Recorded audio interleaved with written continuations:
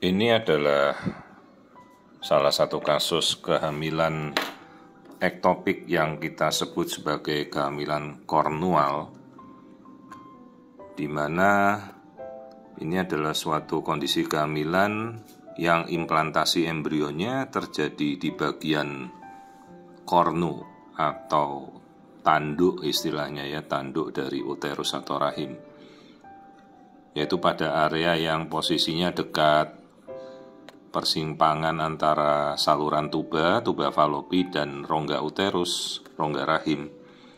Ini kita melihat rahimnya kosong, tidak ada isinya ya. Kita tampilkan dalam posisi potongan frontal. Hanya kita melihat penebalan endometrium saja tanpa adanya tanda kehamilan di dalam rahim. Padahal ini sudah memasuki 8 minggu usia kehamilan. Ini pelan-pelan kita amati rongga rahimnya kosong ya, tidak ada isinya. Kehamilan kornual ini dianggap paling berbahaya karena dapat mengakibatkan pendarahan yang masif dan risiko mortalitas yang tinggi jika tidak ditangani secara tepat. Jadi kadang ya mesti kita bedakan juga ya, ada istilahnya interstitial pregnancy atau cornual pregnancy. Tapi biasanya kalau cornual pregnancy itu istilahnya diistilahkan pada kehamilan yang menempel pada bagian tanduk uterus yang tidak berkembang pada kehamilan uterus bikornu ya, atau uterus yang punya dua tanduk itu. Tapi pada umumnya kita sebutkan saja sebagai istilahnya kehamilan kornu ya. Ini saya mencari sisi kanan dari ovarium. Tidak saya temukan kehamilan ektopik di sebelah ovarium, tapi saya curiga kenapa aliran darah di daerah fossa ovarica ya, aliran darahnya kok meningkat sekali, ada apa ini? Nah, kemudian kita curigai kok ada bagian menyerupai kantung kehamilan, tapi bukan di sisi tuba, ini masih di dalam rongganya rahim bagian pojok, ini bagian pojok kanan. Dan kita langsung melihat ada janin di situ. Posisinya lebih ke arah posterior, bagian sudut kanan ya, di bagian kornu tanduk sisi kanan dari rahim. Tuh lihat detak jantungnya positif, artinya ini berkembang dengan baik. Dan ini usianya sudah sekitar 8 minggu. Kehamilan kornual ini cukup jarang terjadi ya, karena insidennya kecil, sekitar 2-4% dari semua kehamilan ektopik. Tapi kontribusinya untuk kehamilan kematian maternal, mortalitas maternal cukup tinggi karena sulit terdiagnosa dan sering terdeteksinya sudah jebol, rahimnya sudah pecah ya, sudah ruptur, baru ketahuan. Ini belum ada tanda apa-apa, belum perdarahan hebat, ibunya tidak ada keluhan rasa nyeri. Pas kontrol baru kita lihat ternyata hamilnya ada di ektopik sisi kornu kanan ya. Jadi rahimnya kosong, tidak ada isinya. Beberapa faktor penyebab risiko kehamilan kornual ya, kita akan bahas. Ini ovarium kirinya normal. Kemungkinan kalau riwayat ektopik sebelumnya dia bisa bikin kehamilan kornu, atau kelainan anatomi, mungkin uterus bicornis, uterus septus, atau riwayat dia melakukan prosedur infertilitas sebelumnya ya, atau penggunaan spiral bisa ya, infeksi panggul, endometriosis, riwayat pembedahan kandungan sebelumnya ya. Resiko paling berbahaya kalau kehamilan kornual ya jelas kalau ruptura ya, jebol, perdarahannya langsung masif. Ini lihat, karena pembuluh darahnya nih besar-besar akibat reaksi trofoblas yang masuk ke daerah sekitar. Jadi terlihat kayak varises, padahal itu adalah pembuluh darah yang aktif ya. Jadi kalau sampai pecah, bayangkan saja bisa shock hemoragik, kematian ibu ya. Maksudnya nanti begitu kita ambil dengan eksisi baji atau wedge excision ini, 1/4 dari rongga rahim bagian kornu kanan sudah tidak ada. Bisa menyebabkan infertilitas ya, kerusakan permanen. Resikonya bisa sampai histerektomi juga ya kalau kita perdarahan tidak teratasi, histerektomi parsial. Komplikasi yang mungkin terjadi bisa ruptur kornu, hemoperitoneum ya, paling banyak penumpukan darah di perut, shock, hipovolemik, resikonya sampai histerektomi ya, angkat rahim. Ini lihat pembuluh darahnya yang kita lihat mengelilingi bagian kornu.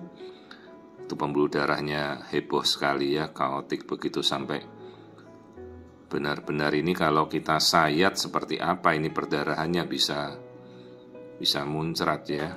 Padahal kita mungkin harus mengambil 1/4 bagian tanduk sebelah kanannya dengan wedge excision.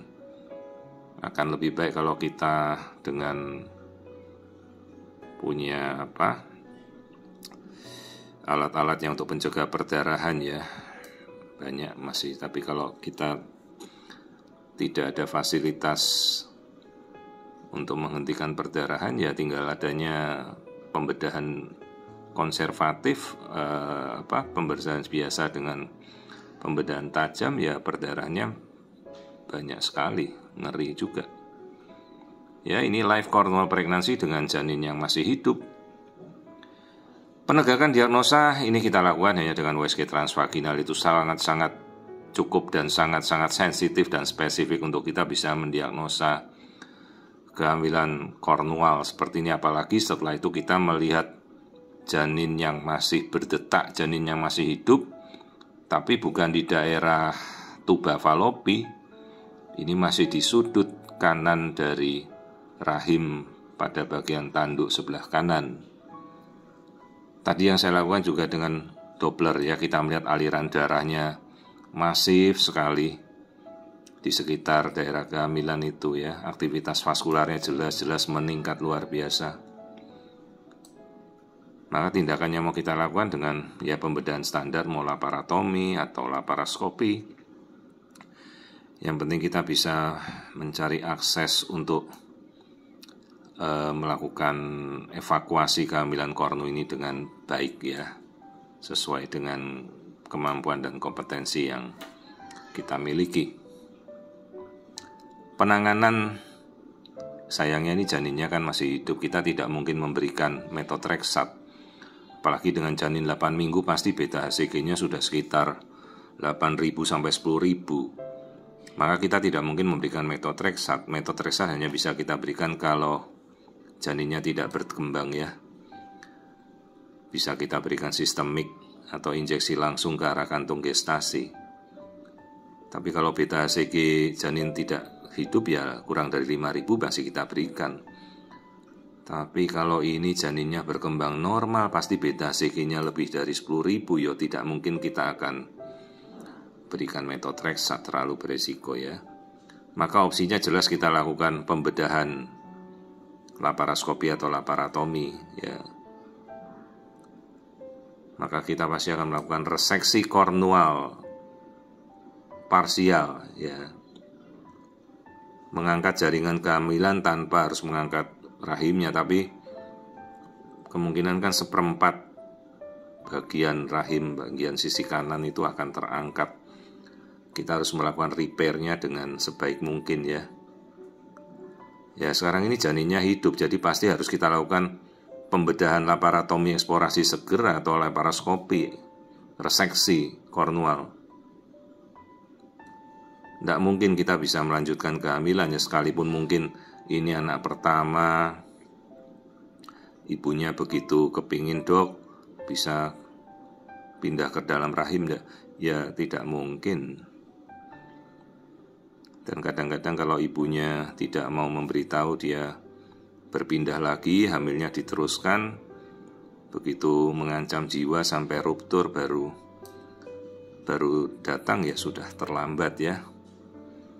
Persiapan operasi ya, transfusi darah sudah kita siapkan sebelumnya. Histerektomi parsial ya selalu kita harus informasikan kepada pasien. Kita tidak tahu apa yang terjadi begitu kita ambil perdarahan hebat, Akhirnya kita harus ambil histerektomi parsial. Apabila rahimnya sudah tidak bisa kita selamatkan ya, itu dia kehamilan ektopiknya sisi kornu kanan, persis di pojok sisi kanan, di persimpangan menuju tuba falopi ya. Pasiennya sudah saya edukasi baik-baik ya, saya kembalikan pada sejawat yang nanti akan menangani ya. Terima kasih sejawat sudah mendiagnosa dengan sangat-sangat tepat ya, dan langsung merujuk untuk kita konfirmasi bahwa ini benar kehamilan kornual. Nanti setelah operasi selesai ya, kita wajib melakukan evaluasi kadar beta HCG kembali pasca operasi ya, untuk memastikan bahwa seluruh jaringan trofoblast di kornual itu sudah kita evakuasi. Dan jangan lupa konseling untuk selalu melakukan ya, pasti pemeriksaan histopatologi jaringan harus kita periksakan ya. Jadi hati-hati, ini lokasinya berada di sebelah tanduk kanan.